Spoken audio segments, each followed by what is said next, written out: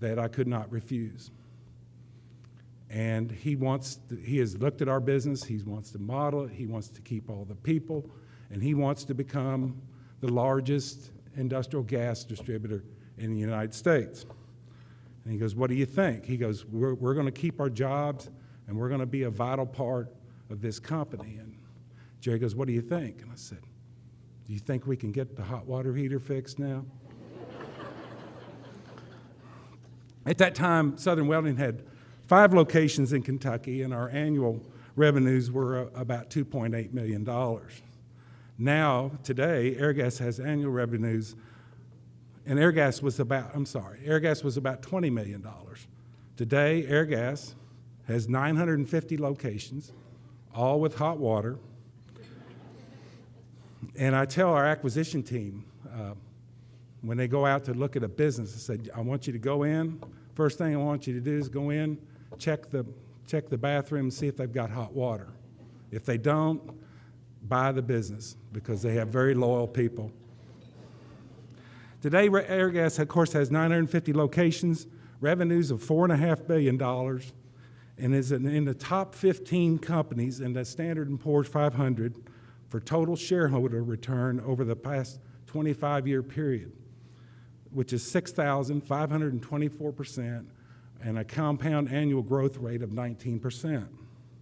Peter McCausland, the chairman of Airgas, has always relied on Jerry Baker for advice. We were one of the first companies, and Jerry was his first person, and through the years, and we had tough times at Airgas, and Jerry always was a sound advisor to Peter, and as of course from the movie, he still is today. Some of Jerry's solid business principle that Airgas has followed, I'll give you the top 4. It's work hard. People are your most important asset. Always do the right thing. And number 4, never give up. From the late 60s, Jerry began funding scholarships for Western students in various departments. He also provided financial support for his employees and their children to attend Western, including myself. Jerry's always believed that a college education is very important and wanted to give back by helping others to further their education in order to have a better life. He also feels our university has always been a major contributor to the quality of life in Bowling Green, Kentucky.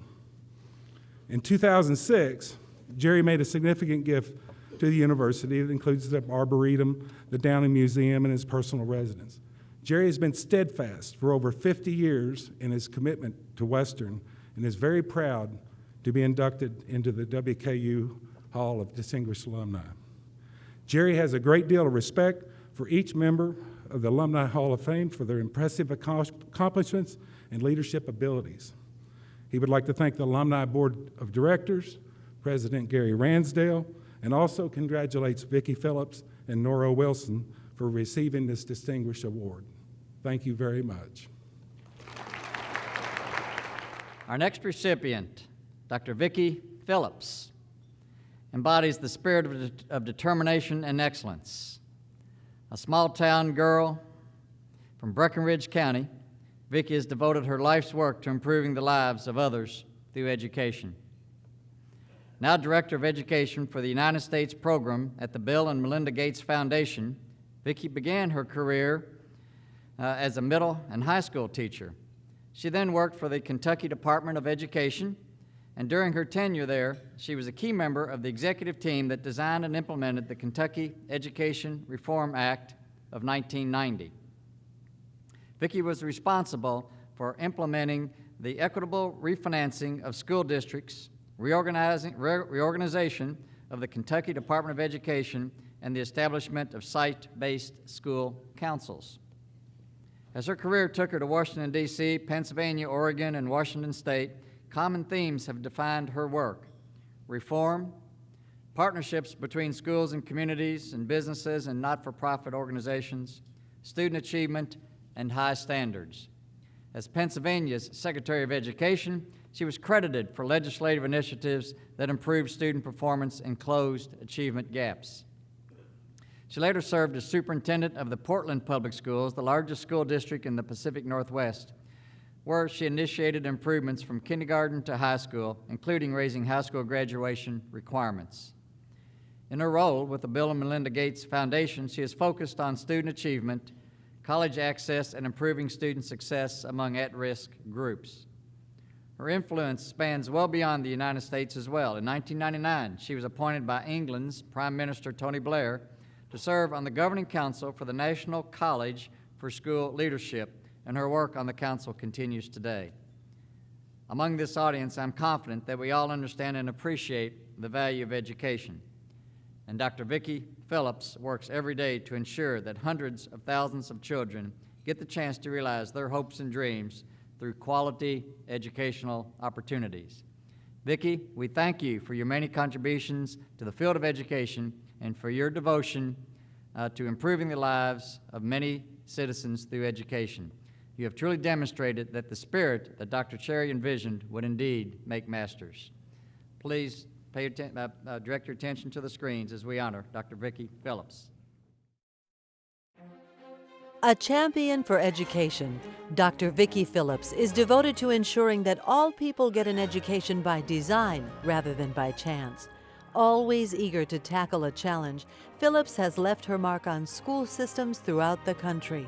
But I think to all of us who feel passionately about it, it's because we believe that in this country, education equals opportunity, and that it is the door that opens up a much stronger quality of life for our citizens, greater opportunity to thriving communities and a thriving country. And I just believe strongly that regardless of where kids live, what their income or background is, they should all have access to that kind of opportunity in this country, mostly because I got my college education by luck, and I feel so strongly that all kids should get it by design.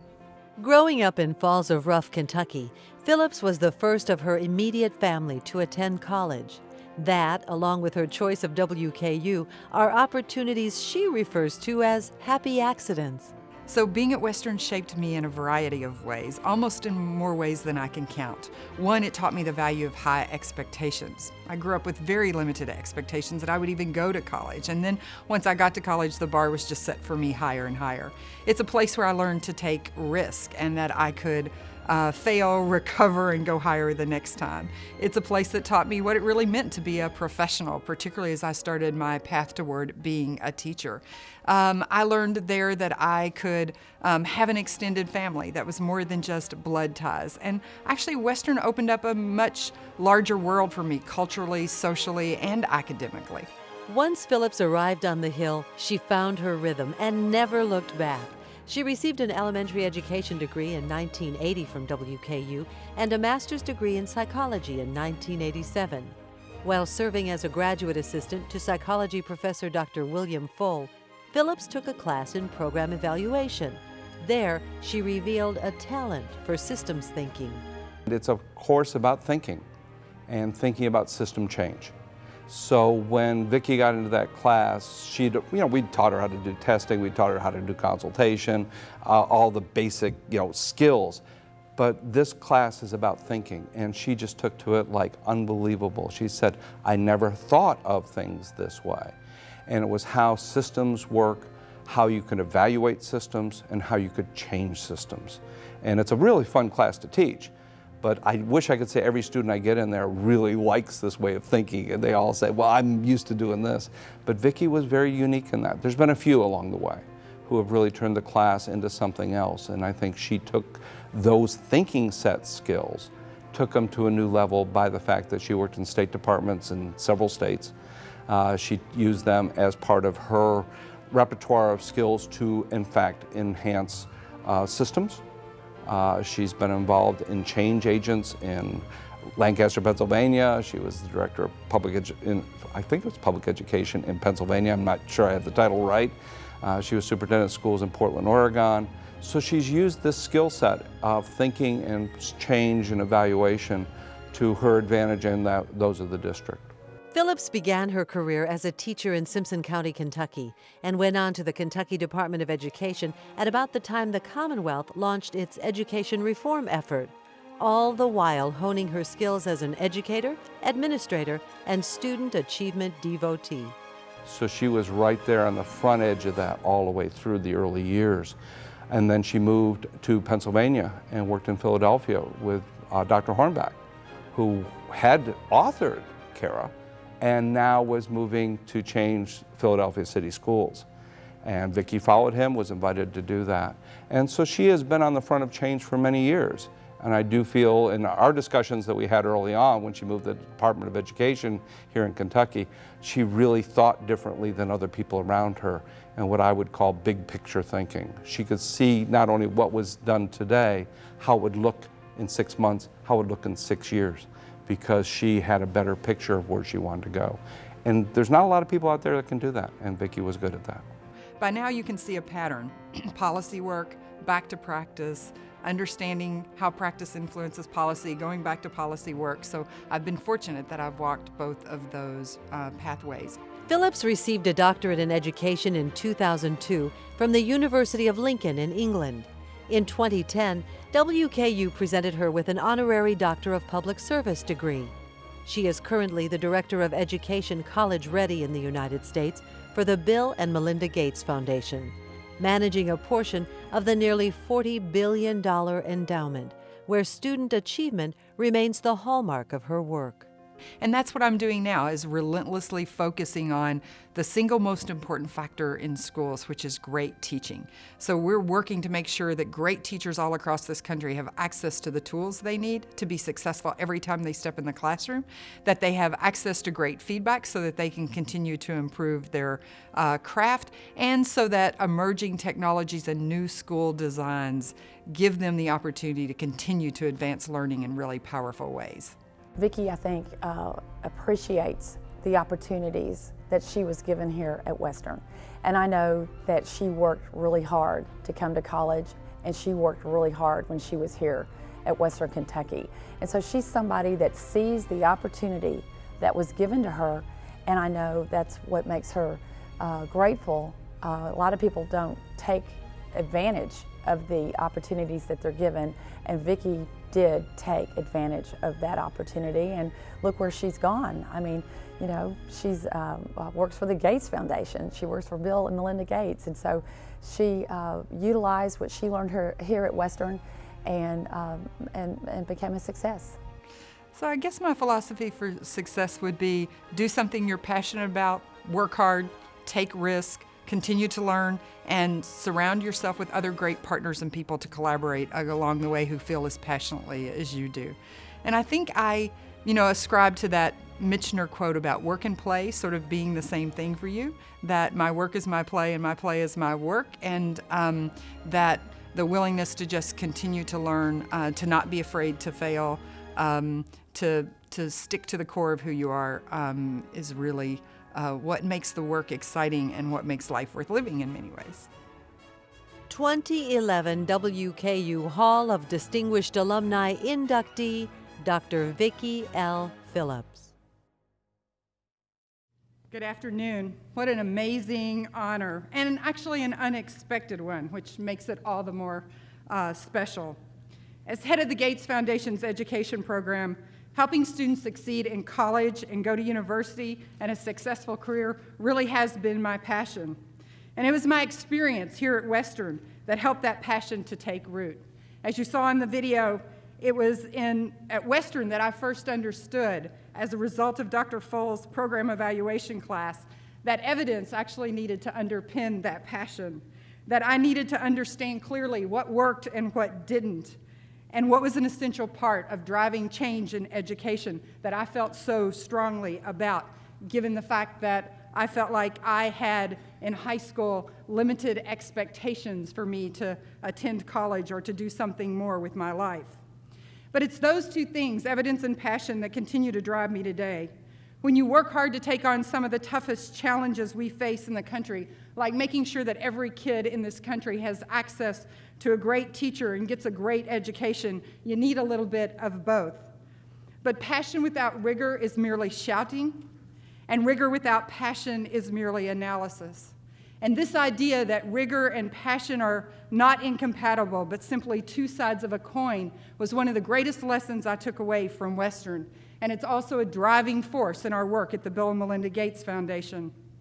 Our work there is predicated on the belief that all people, regardless of background or circumstance, should have the chance to lead healthy and productive lives.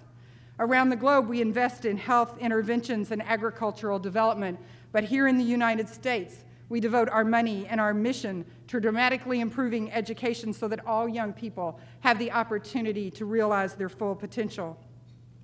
You know, years ago when my boss, Bill Gates, first learned that there was a highly preventable disease, rotavirus, that killed more than 500,000 children every year around the world, he got very angry. But then he got educated.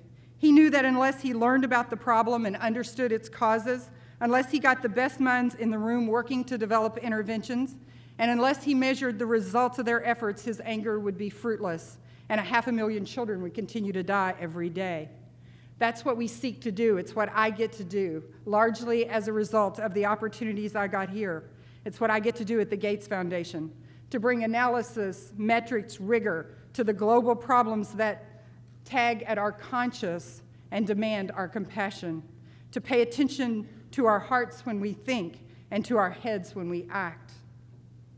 For a girl who never dreamed she'd leave Falls of Rough, Kentucky, and who got the opportunity to go to college, as you also heard, more by luck than design, Western was the place that opened my eyes to a world, as you heard, that I'd only imagined. It was that place where I got the opportunity to take risk, to fail, to pick myself back up, to figure out that I could go higher, that I could go further. And it was the place, as you heard in the video, where I found out that there was a whole new definition of family and